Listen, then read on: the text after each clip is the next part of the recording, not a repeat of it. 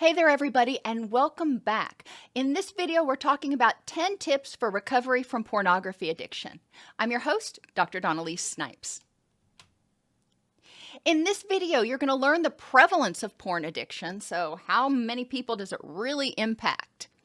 You'll identify the most common withdrawal symptoms from porn addiction, and review 12 tips to help you start your recovery process. Now, I say the recovery process because recovery from any addiction is a process. And just like other addictions, there will be what we call post-acute withdrawal syndrome while your brain rebalances and restores itself. So being patient with yourself is important, and recognizing that these are just the tips to help you get started. Problematic pornography use is estimated to impact 1.2% of women and 4.4% of men. So about 1 out of every 100 women and 4 out of every 100 men. And I know there's decimals there, but just rough estimate. That's actually pretty common when you look around, when you go into a big grocery store. There's probably 100 people in there. 100 people in there, so one of those people is likely struggling with problematic pornography use. Now, these numbers actually come from people who self-identify as having a pornography addiction. It is not one of those other studies that has used problematic pornography use and produced really, really high numbers. So the number I'm giving you here are the people who look at their behavior and objectively say, yeah, this is a problem. While viewing pornography and masturbation can both be addictive in their own right, most people who watch porn also have a problem with masturbation. Unlike alcohol or drugs, most people cannot completely remove the temptation to masturbate from their life. Now, there are some people during early recovery who may explore chastity devices, but that is sort of an extreme measure. So most people are not completely able to remove that temptation. When you first quit watching porn or engaging in regular masturbation, you're likely going to experience psychological and physical withdrawal. It's just what's going to happen. As I mentioned, there's something called post-acute withdrawal syndrome, and I do have a video on that if you want to learn more about it. But basically, it is comprised of all the symptoms that people experience while their body recovers, while their brain recovers. Because when your brain is subjected to excessive amounts of neurotransmitters like dopamine and endorphins, it actually changes its structure. It changes the way the reward system works. So during post-acute withdrawal, your brain has to basically rewire itself. Physical withdrawal symptoms. Insomnia is a very common withdrawal symptom from pornography and masturbation addiction. Why? Because a lot of people, after they have sex, it helps them relax. It helps them feel sleepy. And if they're not engaging in that behavior, they often may have difficulty getting sleep. So part of the recovery process, and I'm jumping ahead, I know, is going to be to address sleep hygiene. But insomnia is not uncommon.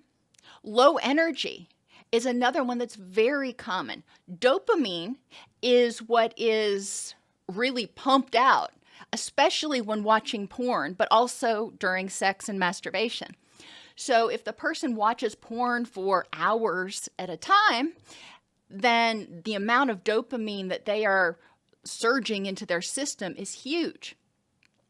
Well, dopamine is responsible for energy. When we have regular levels of dopamine, we have good energy levels. When our dopamine levels are low, that is one of the chemicals that contributes to fatigue and exhaustion. That's why people who take antipsychotic medication, for example, which lowers your dopamine, antipsychotic medications typically also cause substantial fatigue.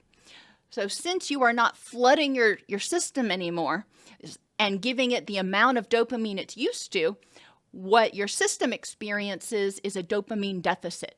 So you're going to experience low energy.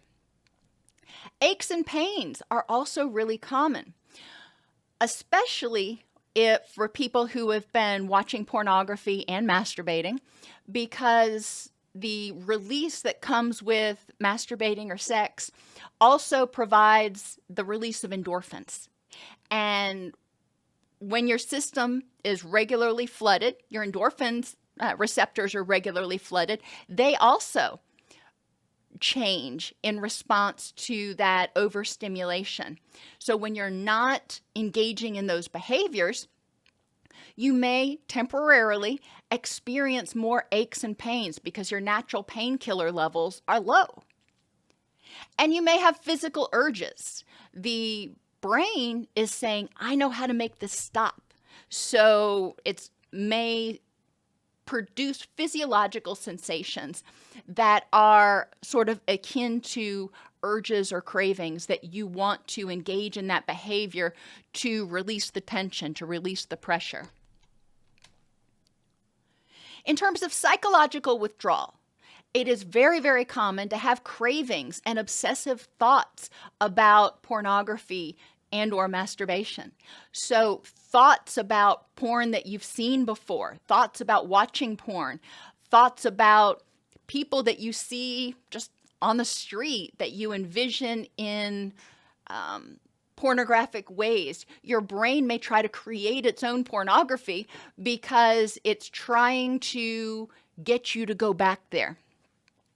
And it's important to develop some thought-stopping techniques when this starts happening, when you start thinking about pornography. How can you turn your attention to something else? What else can you force yourself to think about? And we're going to talk about that when we get down a little bit farther. But one tip I will tell you right now is to actually tell yourself, no, I'm not going to think about that. And then replace that with a competing thought. So when you start thinking about porn, say, no, I'm not going to think about that. I'm going to think about going to my kid's soccer game, or I'm going to think about going to my Mima's 80th birthday. That generally is a mood killer. And if you can focus on that, that can help. You can also turn your attention to some other obsessive thought, if you will, something else that you really like thinking about, like your woodworking hobby or whatever it is that you really love doing that will capture your attention and capture your thoughts. Low motivation, as I mentioned, dopamine goes down, motivation's going to go down. It's just the way your body works. Recognizing that is going to be important. Being compassionate with yourself is important because if you get all stressed out about it, you're going to prolong your recovery process. Recognize, okay, my motivation is in the crapper right now for pretty much everything. Figure out what you have to do. During this recovery period, be compassionate with yourself. Don't take on extra things. Figure out what you have to do and be more diligent in making plans for what needs to happen. I need to do laundry. I need to go to the grocery store. I need to do this at work. These are the things that you need to do. And then schedule in other rewards that are not addictive. You know, what can I do if I get my laundry done, or what can I do to make it more motivating to do my laundry? Maybe I can watch a movie while I'm doing it, or have a friend come over and we can drink coffee while I'm doing laundry. Anything to make it more enjoyable. Enjoyment increases dopamine. Not a lot, but enough to increase the motivation. Anxiety is also very common because dopamine and endorphins and oxytocin tend to lower anxiety. When you are not flooding your system with those and the balance is off, then you may start to feel more anxiety, more anxious. Irritability is really common. If you are fatigued, if you're not sleeping well, if you've got low motivation and you just kind of feel blah, and it's likely that you are not going to have the patience for people's shenanigans that you normally would. Okay. It doesn't give you carte blanche to rip people's head off. No, I'm not saying that. But I'm saying you need to recognize that you are going to be more irritable. When you cannot access something you want, it's just the natural consequence that you tend to get irritable. So figuring out, how can I deal with that irritability? If I'm having a particularly bad day where I'm feeling particularly irritable, what can I do to avoid causing more problems? If I'm already irritable, then I know it's probably not a good day to go to the gym during power hour, because there's too many people and they're all in my way and they're on the machines, and it's just going to increase my irritability. Working with yourself, working with your moods and your body and saying, what can I do to improve this particular moment, is going to be important. Depression is very common. Dopamine, low dopamine, not only does it cause you to feel fatigued and sap your motivation, but it also may impact your mood. Dopamine, norepinephrine, and serotonin are all involved in emotion processing. Acknowledging it. If your depression starts to get to be a problem, then definitely talk it over with your physician or see a therapist to identify strategies for addressing your depression. You can also recognize or find some solace potentially in the awareness that as your brain recovers, as your body recovers, many of these symptoms will probably remit, but that is not going to happen tomorrow. That's not even going to happen next week. We're talking 3 months, 6 months. For some people, could be a year, depending on the intensity of their addiction and their problems, and whether they were just, if you will, using pornography and sex or masturbation, or if they were also using other addictions like cocaine or alcohol. You know, the more addictions there are, the more intense the addiction, the longer it takes to recover. And difficulty concentrating. Oh, there's that dopamine again. Dopamine helps us concentrate. When we're doing something that we're motivated to do, we tend to focus on it. When you are feeling irritable, when you're feeling tired, when you're feeling all these things, even if you did have dopamine, it's going to be hard to concentrate. You're not going to be on your A game. Just like when you have the flu, it's difficult to concentrate when you're snotting everywhere and your ear hurts and you really want to go back to bed. Same sort of thing. So what are these tips? Complete the self-assessment that I linked in the video notes of my video, What is Pornography Addiction? So go back to that video, look in the video notes, and there's a link that you can download the self-assessment. And this will help you try to start increasing your motivation for change. Make a list of all the things you hope will be different after you quit using pornography. What are you hoping will improve? What are you hoping will change? And what do you need to do to make that happen? If you're not spending as much time and energy on porn, you're going to have a bunch of time and energy freed up. So you can use that to enhance your relationships. You can use that to improve your work. You can use that to start going to the gym. However you want to use it. Begin keeping a log of your cravings. What triggered them? And if there was anything that made you more vulnerable to being triggered. Now, triggers set us off. Vulnerabilities are things that make us more likely to be triggered. For example, if you've watched my other videos, you know sleep is a big vulnerability of mine. If I am not well rested, I tend to be much more likely to be triggered. My irritability tends to be more likely to be triggered. My sense of helplessness and hopelessness or depression is more easily triggered by things that come my way. Recognizing this, I know if I have not slept well, that I need to be compassionate with myself and take some steps to add a buffer between me and distress so it doesn't cause me further problems. So it is important to start knowing those vulnerabilities for pornography addiction. What are your vulnerabilities? What makes you more likely to start thinking about or start craving viewing pornography or masturbation? What is it for you? And then what triggers it? Obviously, triggers you need to address on a case-by-case basis. For some people, it's just being in front of a computer.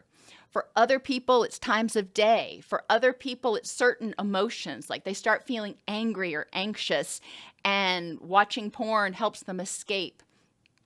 Knowing what your triggers are and starting to address them is going to be really important.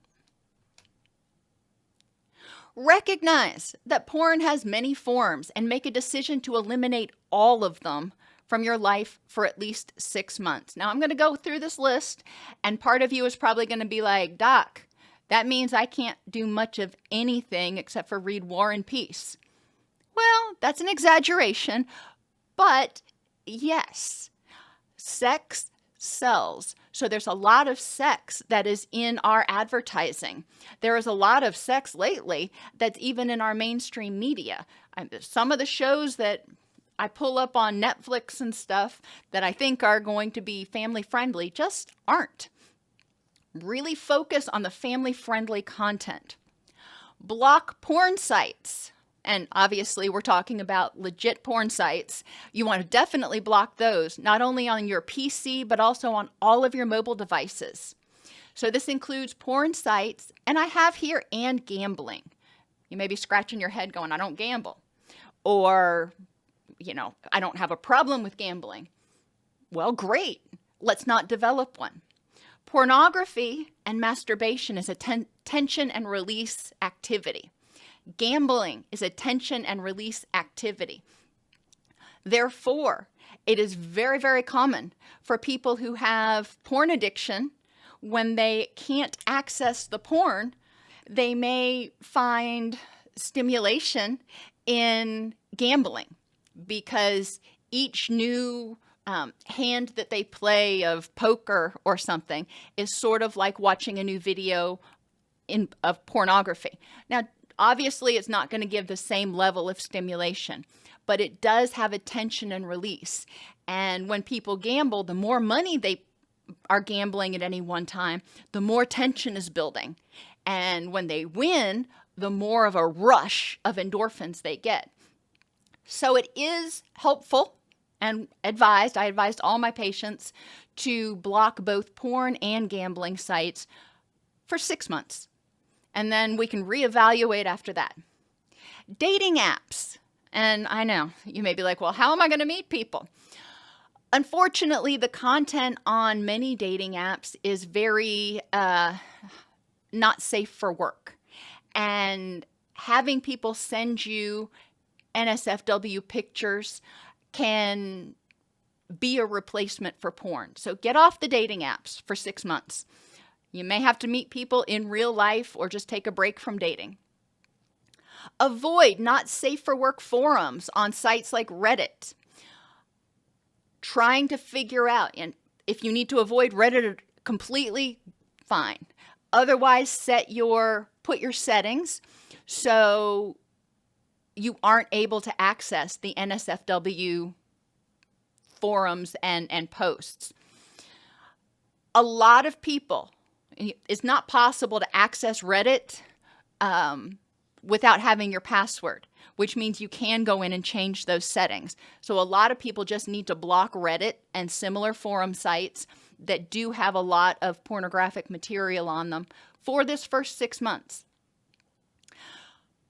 Whatever program you use on your PC, on your mobile device, have somebody else install it and set it up. You can work with them to install it and set it up if you want, but they need to be the one with the password, not you. If you have the password, then it kind of defeats your purpose. It slows you down from reaccessing it, but you're still able to access it. Give them the password. Avoid explicit movies, not just pornography. Avoid R-rated movies. Avoid anything with nudity or sexuality. And that has been one thing, I guess, from all the streaming services. They have a warning at the beginning of every show about what's in it. The easiest thing is to stick to family-friendly sites. Go back to MeTV, for example, replays all the shows from the 80s that were very not explicit. You can also go to family-friendly sites like the Dove Network. Paying attention to what you're watching. If you have to watch TV, if I were giving up one thing, I wouldn't want to have to also give up TV with it. But that's just me. I love my TV. Avoid strip clubs and other activities that might be stimulating. That seems obvious, but we don't want to stimulate that part of your brain. So you're going home and you're going, I want to access more of that. And avoid explicit books and magazines. This means books or magazines. It can be text or pictures. So obviously, Playboy, Hustler, Penthouse, all those magazines you're going to avoid, but also text that explicitly describes sex acts can be triggering for people. So avoid those. You also want to avoid magazines, with explicit advertising. So if you, and this can be the Victoria's Secret catalog, this can be, I don't know any particular magazines that I want to name off because I haven't looked at magazines that guys typically look at, but ones that have scantily clad women sprawled across cars, or you get the idea. You don't want to have something that you're turning the page and you're like, oh, hello. So be careful what you're looking at for this first 6 months. What you're trying to do is detox your brain and let it start to heal. Develop distress tolerance skills. Your thoughts, and the mnemonic for this is tags: thoughts, activities, guided imagery, and sensations. For thoughts, have distress tolerant thoughts, like I can get through this, I don't need to give in, whatever, my kids are more important to me than pornography. Those are all great. Or, as I mentioned earlier, competing thoughts. Think of something that really just kills the mood. Activities. Breathe. Now, as opposed to tolerating emotional distress, tolerating urges and cravings is a little bit different. So distraction can be really, really helpful. Breathing helps trigger that relaxation response. So if anxiety or anger is causing you to want to use, that can be helpful. Slow your breathing. Unhook. This is helpful for cravings. Unhook from this craving and see it out here. You're not, I have to do this, I have to watch porn. You can say, I'm having the thought that I have to watch porn. Now, what do I want to do with that? Some people will even get little emoji pillows or little squishy balls that they hold that represent that thought. But unhook. It's not part of you. It's something you're having right now, and you can choose to get rid of it. And then, like I said, as opposed to emotions that we want people to learn that they can sit with urges, a lot of times distraction can be helpful because urges come in and typically crest and then recede in about 15-20 minutes for most people. So distraction, you can exercise. Take that energy and put it into something else. Call a friend. Talk about sports. Talk about, if you're a female, talk about whatever you're interested in if it's not sports. And I know that was a sexist comment, and I apologize. Guided imagery. Ride the wave. When you're having an urge, as I mentioned, it typically comes in like a wave and crests like a wave, and then it starts to go out. So you can envision yourself riding that wave if you want. I don't have a lot of luck with that imagery myself. I like the bee imagery a little bit better. If you have a bee on your arm and you don't want it there, you want it to go away, but if you swat at it, it's probably going to get mad and sting you. So think of urges like that bee on your arm, that you have the urge to swat. You're having this feeling and you have the urge to try to swat at it, to try to make it go away. But if you do, it's going to make things worse. You can also use guided imagery just to go to your happy place. That's another option. And sensations. This is, again, a little bit different than the distress tolerance skills that we usually talk about with emotions. Ice can be really helpful for sensations, whether it's an ice pack to, cool off the physical sensations, or holding a couple of ice cubes, or putting your hands in a bath of ice water. That will distract you. You will not be thinking about porn or sex or anything else if you have your hands in a bath of ice water. Smells. Now, a lot of times I talk about happy smells, relaxing smells, those kinds of smells, but in this particular case, noxious smells usually work best. And I don't mean poison, don't get me wrong, I'm not saying that. I mean something like rotten eggs or a essential oil that you really don't like the smell of. Smelling that is enough to kind of make you go, oh, no, gosh. And it gets you in a completely different frame of mind. It shocks you out of that thought process that you were having and into a different one. Join a support community. And this can be in real life, where you join a support group like Sex Addicts Anonymous, or online. And obviously you want to be selective and make sure you're joining a good support community online, but it can be helpful. If you're joining one online, since the computer is a trigger for a lot of people, it's important to add recovery triggers to your environment. A lot of times we talk about triggers in terms of addiction triggers. Recovery triggers work against the addiction triggers. So put pictures around your computer and on your mobile device of your kids, your mom, Mother Teresa, whatever it is that just kills the mood. Have those things around so your mobile device and your computer stop becoming paired with pornography and start becoming paired with something that is incompatible with watching porn. Regulate your circadian rhythms. And I mentioned that insomnia can be a problem that is created by pornography addiction, as well as a symptom of withdrawal. So, sleep sucks. But it's important to recognize that your circadian rhythms actually regulate the release of a lot of hormones, including your sex hormones, including your sleep hormones. So making sure that you are practicing really good sleep hygiene to regulate your circadian rhythms will help. So your body's not going, okay, when am I supposed to secrete testosterone, estrogen? What are we doing here? Regulate your circadian rhythms. You'll start helping your body regulate your hormones, which will lead to reduced random impulses for a lot of people. Begin identifying the reasons you were attracted to porn in the first place. What were the benefits of it? And start addressing those issues.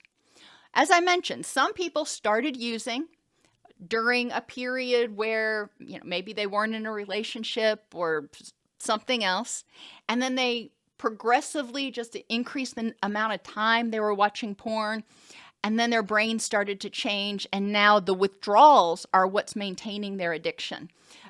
And they may be experiencing some other problems in their life now that they're fully into a addictive or compulsive behavior.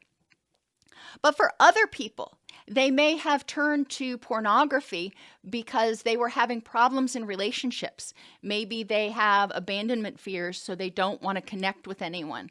Or maybe they have difficulty communicating, and a lot of their relationships just go to crap. So they've given up on being in relationships and they've turned to porn instead. Maybe they have low self-esteem or social anxiety or depression. When people are depressed, they feel helpless and hopeless, and the release from masturbation or sex can temporarily provide a little bit of feeling of comfort, and the fantasy life that is created by a lot of people who watch porn can also allow them an escape from that depression. Sexual dysfunction or performance anxiety may have existed before the porn even came into the picture. That's one of those things that a sex therapist or your physician may be able to help you with. And as I said, insomnia. Some people may have started using because they had so much anxiety and they were so stressed out, they had a hard time relaxing to get to sleep. And so they started using porn and masturbation. They found that worked, but then they started using, then they became unable to get to sleep without using porn and masturbation. And then they started using porn at other times to help them relax. So you can see how it can spiral.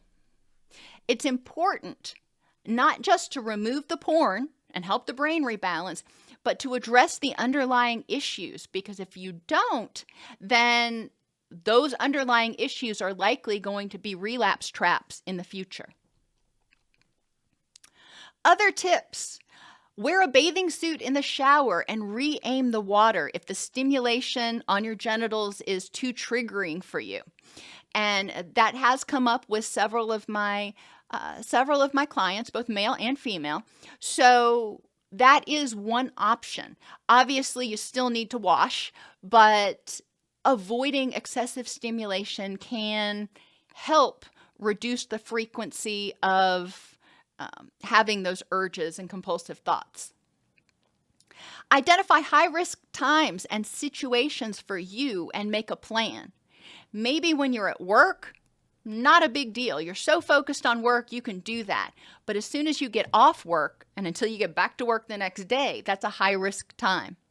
Or maybe it's right before bed, or if you wake up in the middle of the night. Whatever high-risk times you have, you need to make a plan for how can I get through this? What is my strategy? Same thing for situations. If you're in particular situations that may be triggering, for example, if when you get really stressed out, you want to watch porn and masturbate to escape and relax, then recognizing situations that trigger your stress and figuring out how you're going to address those. Redirect your energy to the things that are important in your rich and meaningful life, including your hobbies and interests. Hobbies and interests and other relationships are going to help increase dopamine and increase oxytocin and increase some of those happy chemicals, if you will. So doing that not only helps you start rebuilding your life, but it also increases to a little effect the happy chemicals. You're not flooding the system, so you're not undoing your progress, but it is giving you enough. It's giving you just a little bit of a taste of those chemicals to keep you going. While abstaining from sex or masturbation during early recovery, the 3 to 6 months immediately following, is often recommended. If you choose to continue having sexual releases, it is recommended to only do it with a partner in real life, not over video, not anywhere else, but a partner in real life with whom you're in a committed relationship. And the reason for that is if you just say a partner in real life, then somebody may start going out and switch from pornography addiction to sex addiction. So it is important to have very strict parameters on the context in which you will get a sexual release. Ideally, masturbation, if you're doing it with a partner, is done by the partner, not by you. So you're not engaging in any of those behaviors that are that you're trying to stop. Recovery from pornography addiction requires that your brain has a break from the frequent and often sustained floods of dopamine, endorphins, etc. During early recovery, withdrawal symptoms are very similar to that of other drugs because the same brain systems have been hijacked. Be compassionate with yourself and take it one day at a time, recognizing that your symptoms in early recovery are quite common, and many of them will subside or get better as your brain and body start to recover.